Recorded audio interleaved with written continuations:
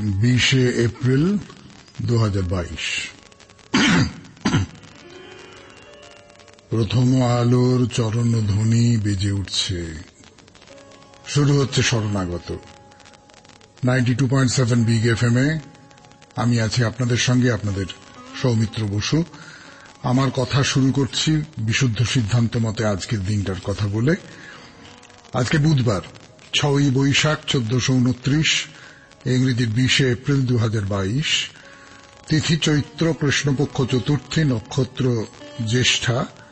সূর্যোদয়ের সময় ভোর 5:16 হয়ে 29 সেকেন্ড, সূর্য অস্ত যাবার সময় বিকেল 5:54 হয়ে 53 সেকেন্ড। আজকে জন্মে বৃশ্চিক রাশি বিপ্রবর্ণ দেবারিগণ। রাত্রিবেলা 11:41 গতে ধনু রাশি ক্ষত্রিয় বর্ণ। আমাদের হোয়াটসঅ্যাপে চিঠি পাঠাবার নাম্বার 9831922927। চিঠির গোড়ায় অতি অবশ্যই SG লিখতে হবে, সেটা আপনারা সকলেই জানেন। আর আমাদের ফেসবুক হল শরণাগত সৌমিত্র, SHARANAGATA শরণাগত, SOUMITRA সৌমিত্র। প্রত্যেক সোম, বুধ এবং শুক্রবার এই শরণাগত সৌমিত্র যে ফেসবুক থেকে আমি আপনাদের সামনে উপস্থিত হই রাত 9:30টার সময়। আপনারা নিশ্চয়ই সকলেই সেটা জানেন, আলাদা করে এটাও বলে দেবার দরকার করে না। এবারে আজকের অনুষ্ঠান সম্পর্কে বলি। আজকের অনুষ্ঠানে প্রথমে যে পুরাণ চিরন্তন হবে, সেই পুরাণ চিরন্তনে আজকে একজন লোকদেবীর কথা বলবো। অনেকদিন ধরে যাকে শিষ্ট পুরাণ বলে, সেই পুরাণের দেবতা, দেবী, মুনি, ঋষি, এদের রাজা রাজরা, এদের কথা বলা হয়েছে। আজকে বলবো মা শীতলার কথা। হ্যাঁ, শীতলার গল্প। তারপরে তো স্বামী বিবেকানন্দের রচনা থেকে পাঠ, তারপরে ঠাকুর শ্রীরামকৃষ্ণ পরমহংসদেবের কথা, গিরিশচন্দ্রের কথা। গিরিশচন্দ্র মানে শ্রীরামকৃষ্ণ পরমহংসদেবের ভক্ত ভৈরব, তার কথা বলবো। খুব দারুণ কথা সে সমস্ত। তারপর চিঠিপত্র এবং শেষে বাইরে দূরে। এই নিয়ে আমাদের 2 ঘন্টার অনুষ্ঠান, 5টা থেকে 7টা। তাহলে আপাতত গানের পর পুরাণ চিরন্তন 92.7 বিগ এফএম এ শুনছেন শরণাগত চিরন্তন। আজকে লোকপুরাণের গল্প, শীতলার গল্প।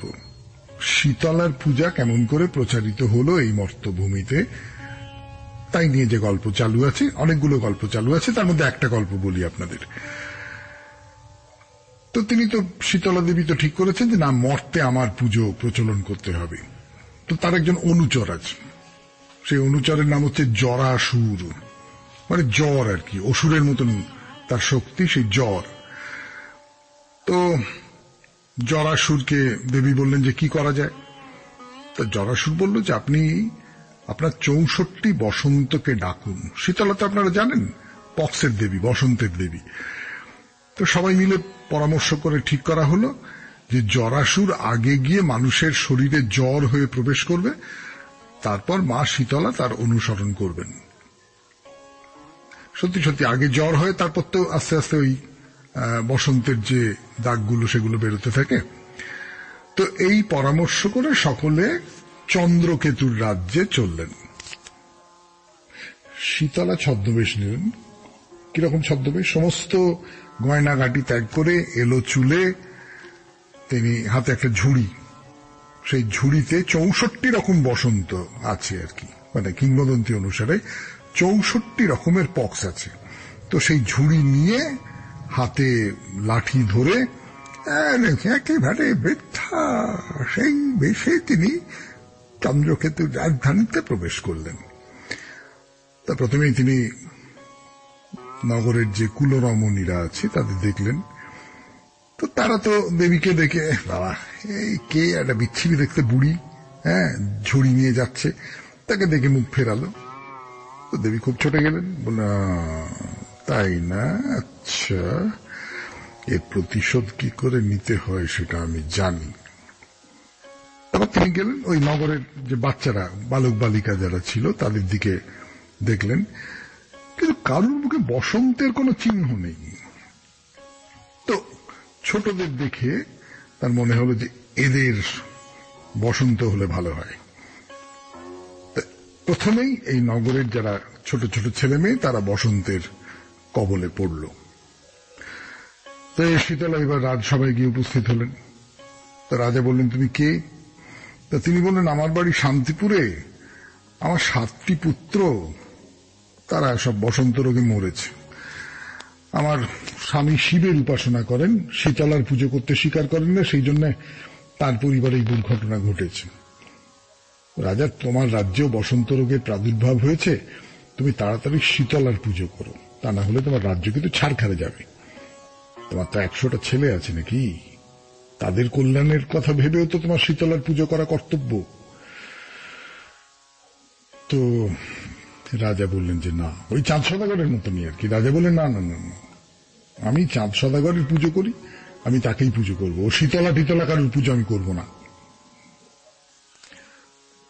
তখন দেবী তো খুব রেগে গেলেন, রেগে গিয়ে জরাসুরকে আদেশ করলেন যে এই রাজ্যটাকে একটা ছাড়খাড় করে দাও। তো জরাসুর সবাইকে আক্রমণ করতে লাগলো। রাজার যে ছেলেরা, রাজপুত্ররা, তারা একে একে মরে যাচ্ছে। রানী তখন রাজার কাছে এসে কেঁদে পড়লেন যে এখনো শীতলার পুজো করে রাজ্যের অশান্তি দূর করো। কিন্তু না, রাজা কিছুতেই তা শুনবেন না। ওই জেদ, চাঁদ সদাগরের মতন জেদ তার। আপনারা বুঝতেই পারছেন, চাঁদ সদাগরের অনুসরণ করেই এই চরিত্রটা তৈরি করা হয়েছে। রাজা দিন রাত শিবের পুজো করতে লাগলেন। না, গল্প তো এখনো শেষ হয়নি, বুঝতেই পারছেন। গল্প শেষ হবে দ্বিতীয় পর্যায়ের পর। আপাতত আপনারা একটু গান শুনুন, গানের পর ফিরে আসছি এই রাজাকে নিয়ে এবং মা শীতলাকে নিয়ে শেষ পর্যন্ত কি হলো সেইটা বলবার জন্য 92.7 বিগ এফএম-এ শরণাগত অনুষ্ঠানে। তো যেটা বলছিলাম যে চারপাশে সবাই বসন্তে মারা যাচ্ছে, রাজার যে পুত্ররা ছিল তারা সকলে মরে যাচ্ছে। রাজা দিন রাত শিবের পুজো করছেন। 92.7 বিগ এফএম-এ শরণাগত অনুষ্ঠানে শুনছেন পুরাণ চিরন্তন। আজকের পুরাণ চিরন্তনের বিষয় মা শীতলার পুজো প্রচার। তো ভক্তের এই বিপদ দেখে শিব তখন তার একজন অনুচর, ভীম তার নাম, তাকে পাঠালেন যে যাও তুমি গিয়ে দেখো, রাজাকে রক্ষা করো। শিবও সেজেগুজে এলেন যুদ্ধ করবার জন্য। শীতলার সঙ্গে শিবের যুদ্ধ হলো। সেই যুদ্ধে শিব হেরে গিয়ে পালিয়ে গেলেন। রাজার 69টা পুত্র বসন্ত রোগে মরে গেল। তখন এই সবচেয়ে ছোট যে ছেলেটাকে, সেইটাকে রাজা সূর্যের সাহায্যে পদ্মমূলে লুকিয়ে রেখে দিলেন। শীতলা খোঁজ করছেন সেই সবচেয়ে ছোট ছেলেটাকে। রাজপুত্র পদ্মের নল বেয়ে বেয়ে একেবারে পাতালে চলে গেছে। কিন্তু পাতালের রাজা বাসুকি এই সর্পকুলকে শীতলার ক্রোধ থেকে রক্ষা করবার জন্য রাজপুত্রকে নিয়ে একটা পাহাড়ের গুহার মধ্যে লুকিয়ে রেখে দিলেন। সেইখানে বসন্ত রোগের আক্রমণে রাজপুত্র মারা গেল। রাজপুত্রের যে পত্নী ছিল তার নাম চন্দ্রকলা, সে তার বাপের বাড়িতে আছে। সেইখানে থেকে একটা দুঃস্বপ্ন দেখল। কি হলো, এমন একটা অমঙ্গলের স্বপ্ন আমি দেখলাম কি করে? এর মধ্যে শীতলা চন্দ্রকলাকে তার স্বামীর মৃত্যু সংবাদ দিয়ে এলেন। চন্দ্রকলা বলল যে বেশ, আমি তাহলে স্বামীর সঙ্গে সহমরণে যাব। তখন শীতলা খুব বুড়ির বেশে সেইখানে উপস্থিত হলেন। চন্দ্রকলা বললেন যে আমি স্বামীর সহমৃতা হচ্ছি। সেই বুড়ি বলল যে তুমি জন্ম এয়তি হবে। চন্দ্রকলা বললে, আপনি কি বলছেন, আমি জন্ম এয়তি কি করে হবে? আমি এইমাত্র সহমরণে যাব, এই আশীর্বাদ আপনার কিভাবে সফল হতে পারে? শীতলা বললেন, আমার কথা তো মিথ্যে হবার নয়। এই না, মৃত সঞ্চারিণী মন্ত্র আমি প্রয়োগ করছি, রাজকুমার বেঁচে উঠুক। আর শোনো চন্দ্রকলা, তোমাকেও আমি মৃত সঞ্চারিণী মন্ত্র শিক্ষা দিচ্ছি। যাও, দুজনে মিলে ঘরে ফিরে যাও। মৃত সঞ্চারিণী মন্ত্র দিয়ে তুমি তোমার 69 ভাসুরকে জীবন্ত করে তোলো। কিন্তু রাজাকে বলো আমার পুজো করতে। এত সব শুনেও রাজা কিছুতেই পুজো করতে রাজি হলেন না। তখন শিব এসে দাঁড়ালেন রাজার সামনে, বললেন, তুমি মা শীতলার পুজো করো, তোমার মঙ্গল হবে। শিবের আদেশ তো আর অমান্য করা যায় না, কাজেই রাজা শেষ পর্যন্ত মা শীতলার পুজো করলেন। এই হল মর্তে শীতলা পূজা প্রচলিত হবার কাহিনী। কিরকম লাগলো এই কাহিনী? আমরা সাধারণভাবে পুরাণের যে গল্পগুলো বলি তার থেকে বেশ খানিকটা আলাদা, না? কেমন লাগলো জানাবেন কিন্তু। তাহলে আপাতত গানের পর ফিরে আসছি স্বামী বিবেকানন্দের লেখা থেকে পাঠ 92.7 বিগ FM এ শরণাগত অনুষ্ঠানে। অমৃতত্ব, স্বামী বিবেকানন্দের লেখা একটি প্রবন্ধ অমৃতত্ব, তার থেকে পড়ে শোনাচ্ছি আপনাদের 92.7 বিগ FM এ শরণাগত অনুষ্ঠানে। বিনাশের অর্থ কি? এই একটি গ্লাস রহিয়াছে, আমি উহা ভূমিতে ফেলিয়া দিলাম, উহা চূর্ণ বিচূর্ণ হইয়া গেল। প্রশ্ন এই, গ্লাসটির কি হইল? উহা সূক্ষ্ম রূপে পরিণত হইল মাত্র। তবে বিনাশের কি অর্থ হইল? স্থূলের সূক্ষ্মভাবে পরিণতি। উহার উপাদান পরমাণুগুলি একত্র হইয়া গ্লাস নামক কার্যে পরিণত হইয়াছিল, উহারা আবার উহাদের কারণে চলিয়া যায়, আর ইহারই নাম নাশ, কারণে লয়। কার্য কি না কারণের ব্যক্ত ভাব, নতুবা কার্য ও কারণে স্বরূপত কোনো ভেদ নাই। আবার এই গ্লাসের কথাই ধরো, উহার উপাদানগুলি এবং উহার নির্মাতার ইচ্ছার সহযোগে উহা উৎপন্ন। এই দুইটি উহার কারণ এবং উহাতে বর্তমান। নির্মাতার ইচ্ছা শক্তি এখন উহাতে কিভাবে বর্তমান? সংহতি শক্তি রূপে। ওই শক্তি না থাকিলে উহার প্রত্যেক পরমাণু পৃথক পৃথক হইয়া থাকিত। তবে এখন কার্যটি কি? উহা কারণের সহিত অভেদ, কেবল উহা আর এক রূপ ধারণ করিয়াছে মাত্র। যখন কারণ নির্দিষ্ট কালের জন্য বা নির্দিষ্ট স্থানের ভিতর পরিণত, ঘনীভূত ও সীমাবদ্ধভাবে অবস্থান করে, তখন ওই কারণটিকেই কার্য বলে। আমাদের ইহা মনে করিয়া রাখা উচিত। এই তত্ত্বটিকে আমাদের জীবনের ধারণা সম্বন্ধে প্রয়োগ করিলে দেখিতে পাই যে জীবাণু হইতে পূর্ণতম মানুষ পর্যন্ত সমুদয় শ্রেণী অবশ্য সেই বিশ্বব্যাপিনী প্রাণশক্তির সহিত অভেদ। কিন্তু অমৃতত্ব সম্বন্ধে প্রশ্ন এখানেও মিটিল না। আমরা কি পাইলাম? আমরা পূর্বোক্ত বিচার হইতে এইটুকু পাইলাম যে জগতে কিছুরই ধ্বংস হয় না, নূতন কিছুই নাই, কিছু হইবেও না। সেই একই প্রকারের বস্তু রাশি চক্রের ন্যায় পুনঃ পুনঃ উপস্থিত হইতেছে। জগতে যত গতি আছে সবই তরঙ্গাকারে একবার উঠিতেছে, একবার পড়িতেছে।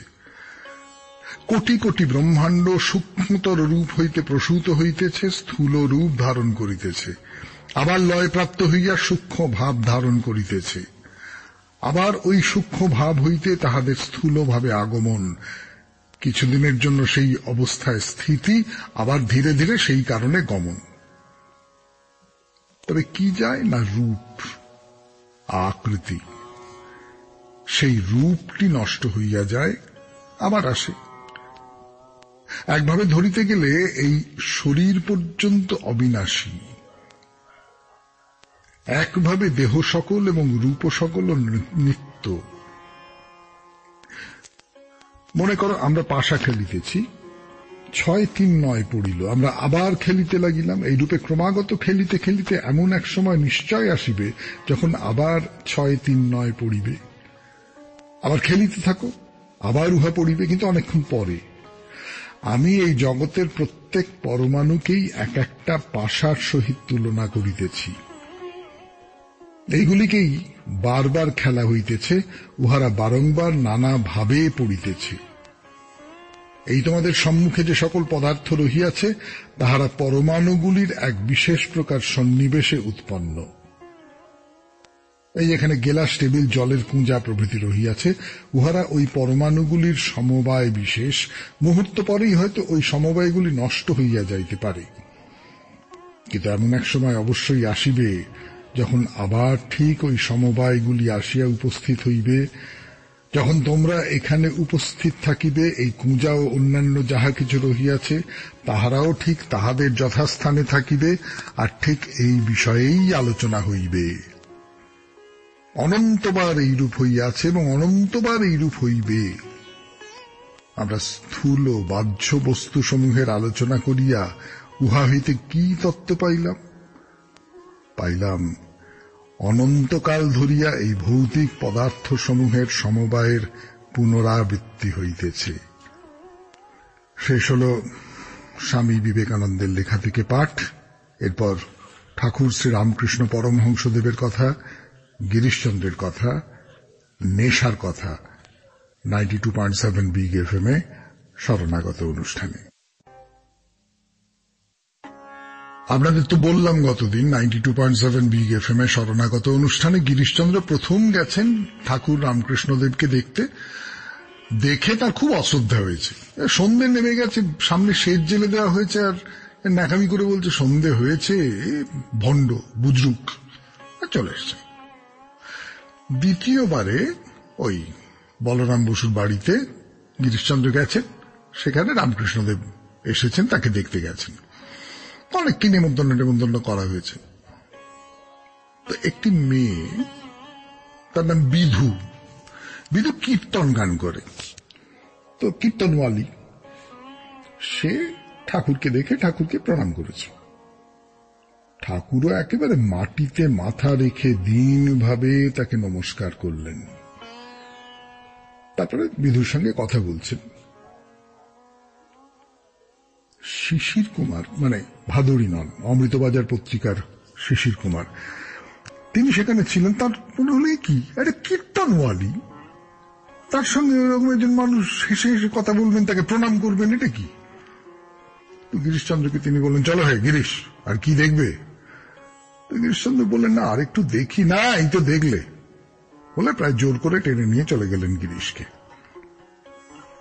এই হলো দ্বিতীয় সাক্ষাৎ। এটাও সম্পূর্ণ সাক্ষাৎ তো বলা যাবে না, কিন্তু গিরিশের নানান ব্যক্তিগত কারণে, পারিবারিক কারণে মন খুব বিষণ্ণ হয়ে থাকে, খুব খারাপ হয়ে থাকে। গিরিশচন্দ্র একটা নাটক নামাচ্ছেন, তার নাম চৈতন্য লীলা, খুব বিখ্যাত নাটক, আপনারা সকলেই শুনেছেন এই নাটকের কথা। এই নাটকের যে পেছনের সিন আছে, যে লোকটা, তাকে গিরিশচন্দ্র বলছেন যে, মানে সে খুব খুব ভক্ত, চৈতন্যদেবের খুব ভক্ত। তো গৌরাঙ্গ মহিমা তুমি কিছু জানো? গিরিশচন্দ্র তাকে জিজ্ঞেস করছেন। মানে সত্যি সত্যি ভক্ত হলে তার ছবিতে এমন একটা ভাব ফুটে উঠবে, সেই ভাবটা তার মধ্যে, ওই ভক্তিটা চলে আসবে তার ছবির মধ্যে, এই ভেবেই সেই ভক্তকে দিয়ে ছবিটা আঁকানো হচ্ছে। তো গিরিশচন্দ্র দিকে জিজ্ঞেস করছেন যে, তোমার গৌরাঙ্গের মহিমা কিছু বলতে পারো? সে বলছে, পারি বই কি, তাকে দেওয়া ভোগের রুটিতে তার দাঁতের দাগ দেখি। গিরিশচন্দ্র বলছে, হ্যাঁ বলো কি? আগে সারাদিন খেটে খুটে বাড়ি ফিরে স্নান করে নিজের হাতে রাঁধি, গৌরহরিকে ভোগ দিই, আকুল হয়ে ডাকি তাকে অন্ধকারে, দেখি তিনি খেয়ে গেছেন, ভোগের রুটিতে তার দাঁতের দাগ। বিশ্বাস, বিশ্বাস এছাড়া আর কিছু নয়। এই বিশ্বাস গিরিশচন্দ্রের ভেতরটা পর্যন্ত নাড়িয়ে দিল। শুনছেন গিরিশচন্দ্রের কথা 92.7 বিগ এফএম এ শরণাগত অনুষ্ঠানে। ফিরে আসবো আরো গল্প বলবার জন্য গানের পর। তো গিরিশচন্দ্র চৈতন্য লীলার যে পেছনের ব্যাকড্রপ, সেটা তো আঁকালেন এরকম একজন ভক্তকে দিয়ে, এবং তার সঙ্গে তার কথোপকথনের অভিজ্ঞতা, সে কথা বললাম আপনাদের 92.7 বিগ এফএম এ শরণাগত অনুষ্ঠানে। এইসব করে তো চৈতন্য লীলা নেমে গেল, সে আর হই হই কাণ্ড পড়ে গেল। মানে মানে চৈতন্য লীলা দেখবার জন্য দলে দলে লোক চলে আসছে, এবং সেসব দারুণ দারুণ গল্প টল্প আছে আর কি। তাই নিয়ে আমি একটা গল্প শোনাই আপনাদের। চৈতন্য লীলা হচ্ছে, তো যারা দেখতে এসেছেন তাদের মধ্যে সব বৈষ্ণবরা আছেন, তারা তো দেখে একেবারে মুগ্ধ। এই চৈতন্য লীলা নাটক যিনি রচনা করেছেন, কে জানে, কে বলতে পারে তিনি বৈষ্ণব চূড়ামণি ছাড়া আর কি হতে পারেন। ফলে তারা গিরিশচন্দ্রকে খোঁজ করছে যে আপনাকে একবার প্রণাম করে যাব। গিরিশচন্দ্র তখন মদ নিয়ে বসে আছেন। তারা দেখে টেকে ভয়ে পালিয়ে যায়, ছি ছি ছি ছি ছি ছি ছি ছি, এসব করতে করতে পালিয়ে যায়। মানে সেই একটা কাণ্ড। তো এই চৈতন্য লীলাতে দুটি চরিত্র ছিল, সেই দুটি চরিত্র খুব বিখ্যাত চরিত্র, আপনারা সকলেই জানেন, তাদের কথা আপনারা খুব ভালোই জানেন। আর তাদের মধ্যে একজনের নাম হচ্ছে জগাই, আর একজনের নাম হচ্ছে মাধাই। এই জগাই আর মাধাই, এই দুজন, তারা দুজনে মিলে কথা বলছে। তারা খুব মদ টদ খেয়ে এসেছে এবং নানান রকম ফক্কুড়ি করছে, মজা করছে, নেশার ঝোঁকে সব কীর্তনের রেটে নিয়ে এই সমস্ত নানা রকম করছে। এই যে দুজন অবিশ্বাসী জগাই আর মাধাই, যারা নানান ভাবে বৈষ্ণব ধর্মকে বিদ্রুপ করে, কিন্তু জগাই মাধাইয়ের শেষ পর্যন্ত কি হয়েছিল আপনারা সকলে জানেন। সেই যে জগাই মাধাই কে প্রেম বিলিয়েছিলেন মহাপ্রভু, জগাই মাধাই তাদের কলসি ছুঁড়ে মেরেছিল তাকে, সেই বিখ্যাত গান আপনারা সকলে জানেন, মেরেছো কলসির কানা তাই বলে কি প্রেম দেব না। সেই সব ঘটনার কথা নাটকের মধ্যে রয়েছে। কিন্তু এই জগাই মাধাই কারা? দুজন মানুষ ছিলেন যারা ছিলেন ঘোর অবিশ্বাসী, যারা ছিলেন অসম্ভব নেশাগ্রস্ত, অসম্ভব মদ খেতেন, নানান ধরনের নেশা করতেন, এবং তারা সর্বতভাবে এই ধর্ম ভক্তি এর বিরুদ্ধে কথা বলতেন, কোনো কিছু মানতেন না, কোনো সংযম নেই তাদের জীবনে, কোনো রকমের যে এটা মেনে চলতে হবে, এই নিয়মটা মেনে চলতে হবে, এই ধরনের কোনো ব্যাপারই নেই। এদের মধ্যে একজনের নাম হচ্ছে গিরিশচন্দ্র, আর একজন হচ্ছেন দুকড়ি সেন। দুকড়ি সেন একেবারে মদ না খেলে তার চলবে না, এরকম একটা ব্যাপার আর কি। মানে একদিন একটা ঘটনা ঘটছে, আমি বলি আপনাদের। একটা মটর ভাজা মদের সঙ্গে চাট হিসেবে খাবে, তো দুকড়ি এসেছে গিরিশের বাড়িতে, একটু মদ খাওয়াবে বাবা, হ্যাঁ, সঙ্গে দগ্ধ মটর আছে, একটু মদ দাও না একটু। তো মদ তো নেই। গিরিশের ঘরে তখন নরেন্দ্রনাথ ছিলেন, মানে নরেন ওই আসবাবপত্র পালিশ করবার জন্য এক বোতল মেথিলেটেড স্পিরিট ছিল, সেইটা গেলাসে ঢেলে দিয়েছে, জল না মিশিয়ে অম্লান বদনে সেইটা খেয়ে নিল দুকড়ি, তারপর মটর চিবুচ্ছে। তো গিরিশচন্দ্র ধমকে উঠেছেন, আরে কি করলে, সাক্ষাৎ বিষ, লোকটা এক্ষুনি মরে যাবে। দুকড়ি দোষ, ওতে আমার কি হবে, ও আমি নিত্য খাই। এই হচ্ছে দুকড়ি আর গিরিশচন্দ্র। সেই গিরিশচন্দ্রকে পাল্টে দিয়েছিলেন ঠাকুর। সেই পাল্টে দেবার কাহিনী গিরিশচন্দ্র কিভাবে বলেছেন তা বলবো 92.7 বিগ FM এ শরণাগত অনুষ্ঠানে। একটু গান শুনে নিই, তারপর তো আপনাদের সৌমিত্র বসু আছেই। গিরিশচন্দ্র কিরকম মানুষ ছিলেন সেইটা আপনাদের শোনাই এই 92.7 বিগ FM এ শরণাগত অনুষ্ঠানে। গিরিশচন্দ্র নিজের সম্পর্কে বলছেন, আমি বোতল বোতল মদ খেয়েছি, একদিন 22 বোতল বিয়ার খেয়েছিলাম। মদ খেয়ে দেখেছি কি জানো, জোর করে মনটাকে ধরে রাখা। সেই জোর করে যে ধরে রাখি তার একটা চেষ্টা আছে, তো সেই চেষ্টায় আবার অবসাদ আসে, তখন সেই অবসাদটাকে দূর করবার জন্য আবার মদ খাও। একজন কুমুদ বন্ধু, তিনি জিজ্ঞেস করছেন, তামাক খেয়েছেন? ও তামাক ঢের খেয়েছে, ও ঝাড়ে বংশে খেয়েছি। শুধু কি তামাক, গাঁজা, আফিম, ভাং, কিচ্ছু বাকি রাখিনি। গাঁজা খেয়েছেন?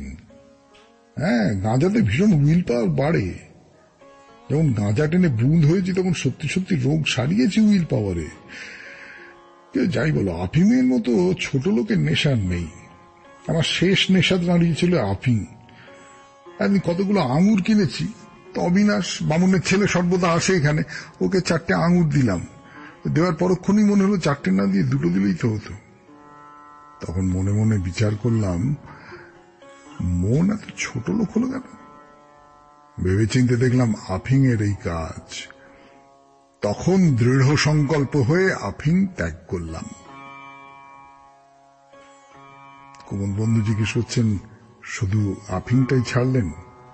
আর সব ছেড়েছি। ছাড়তে পারলেন? আরে সাধে ছেড়েছি, ছাড়িয়েছে ওই যে পেয়াদা। কোন নেশা করতে ইচ্ছে করে না? করে না। ঠাকুরের ইচ্ছে করে না। জীবনে অনেক অকাজ কুকাজ করেছি, কোনো পাপ করতে আমার বাকি নেই, সব রকম হয়ে গেছে। কিন্তু ওই আমার গৌরব, ধুলো কাদা মেখে দাঁড়িয়েছি ঠাকুরের সামনে, শুধু এই আমার গৌরব, আর আমার কিচ্ছু নেই। এই আমার পাপ, এই আমার ধুলো কাদা। এবং তুমি কোলে তুলে ধুলোকণা মুছে নাও তো নাও। আমার গুরুর পায়ের তলে শুধুই কিরে মানিক জলে, চরণে তার লুটিয়ে কাঁদে লক্ষ মাটির ঢেলা। শেষ হল রামকৃষ্ণ কথা। এরপর 92.7 বিগ এফএম এ শরণাগত অনুষ্ঠানে আপনাদের চিঠি পড়ব আমি, সৌমিত্র বসু। চিঠি পড়তে বসেছি 92.7 বিগ এফএম এ শরণাগত অনুষ্ঠানে। কতুলপুর থেকে আমি অমিয় কুমার ব্যানার্জি আপনাকে ও বিগ এফএম এর সবাইকে আমার শুভেচ্ছা ও অভিনন্দন জানালাম। চড়কের মেলা নিয়ে লিখতে বলা হলো, তাই লোভ সামলাতে পারলাম না। আমাদের কতুলপুর গরুহাটতলার পাশে সায়েরের ঘাটে আমাদের গঙ্গাধরের গাজন হয়ে আসছে বহুদিন ধরে। পাশের পাড়া গোয়াতিতে শান্তিনাথের গাজনের মেলা বেশ বড়ই হয়ে আসছে বহুদিন ধরে। পয়লা বৈশাখ গরুহাটতলায় চড়কের মেলা বসে। দুই দলের ভক্তদের বিকেলে মিলন হয়। ভক্তদের বেতের শব্দ চারিদিক মুখরিত করে। বহু দোকান বসে, পাঁপড় ভাজা, ফুটকড়াই, নাগরদোলা ও নানান দোকান বসে। আমার 73 বয়স ভুলে গিয়ে 6-7 বছরের বালক হয়ে গেলাম চড়কের মেলা নিয়ে লিখতে গিয়ে। আপনাকে অনেক ধন্যবাদ লেখাটি পড়ার জন্য অনুরোধ জানালাম। বাঁকুড়া জেলার কতুলপুর থেকে আমি অমিয় কুমার ব্যানার্জি। বয়সটাও বলে দিয়েছেন, 73 বছর। আপনি আমাদের নমস্কার নেবেন। এরপর বাইরে দূরে শুনছেন শরণাগত 92.7 বিগ এফএম এ আমি আপনাদের সৌমিত্র বসু। আপনাদের সৌমিত্র বসু শুরু করছে বাইরে দূরে 92.7 বিগ এফএম এ শরণাগত অনুষ্ঠানে। মানালি থেকে 3 কিলোমিটার দূরে বশিষ্ঠ মুনির মন্দির, তার সঙ্গে আছে উষ্ণ প্রস্রবণ। মনটাকে একটু বশিষ্ঠ মুনির দিকে নিয়ে যাওয়ার জন্য গতদিনে পুরাণ চিরন্তনে শুনিয়েছিলাম বশিষ্ঠ মুনির একটি উপাখ্যান। মনে পড়ছে? সেই যে রাজা, কলমা, সোপাদ ইত্যাদি ইত্যাদি ইত্যাদি। তাহলে দেরি করে লাভ কি, এই মন্দির নিয়ে কথা শুরু করা যাক। না, শুধু যে মন্দিরটাই বশিষ্ঠ দেবের নামে এমনটা নয়, যে গ্রামে এই মন্দির সেই গ্রামটার নামও বশিষ্ঠ, এই কথাটাও মনে রাখতে হবে।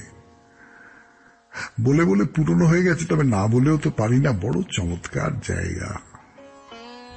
একদিকে থাকে থাকে পাহাড় উঠে গেছে, জঙ্গল, অন্যদিকে বিয়াস নদী। উষ্ণ প্রস্রবণের কথা তো আগেই বলেছি। তার পাশেই সার বেঁধে 3টে মন্দির। একটা যদি হয় বশিষ্ঠ দেবের, আর একটা রঘুপতি রামচন্দ্রের, আর একটা পশুপতি শিব ঠাকুরের। মন্দিরের কথায় আসব 92.7 বিগ এফএম এ শরণাগত অনুষ্ঠানে গানের পর। শরণাগত শেষ হতে চলেছে 92.7 বিগ এফএম এ। যে মন্দিরগুলোর কথা বললাম, শিবের মন্দির, রামচন্দ্রের মন্দির আর বশিষ্ঠ দেবের মন্দির তো বটেই, সেসব মন্দির তো দেখবই, সেই জন্য বেরিয়েছি। আর এই যে উষ্ণ প্রস্রবণ, এর জলের নাকি অনেক গুণ, যে কোনো চর্মরোগ ভালো হয়ে যায়। এইবারে বলি, এই মন্দির এবং কুণ্ড নিয়ে যেসব কথা চালু আছে, মানে বহু মানুষ সেসব কথা বিশ্বাস করেন, সেই সমস্ত গল্প, ইতিহাস এই সমস্ত তথ্য, মানে যদি তথ্য বলা যায় তাকে সমর্থন করে না, কিন্তু শুনতে তো দারুণ লাগে। মানে আমরা তো আর পণ্ডিত নই যে পা মেপে মেপে ইতিহাসের রাস্তা ধরে চলতে হবে। সেই সব কিংবদন্তি বলছে এই যে বশিষ্ঠ মুনি, এই বশিষ্ঠ মুনির মন্দির নাকি প্রায় 4000 বছরের পুরনো।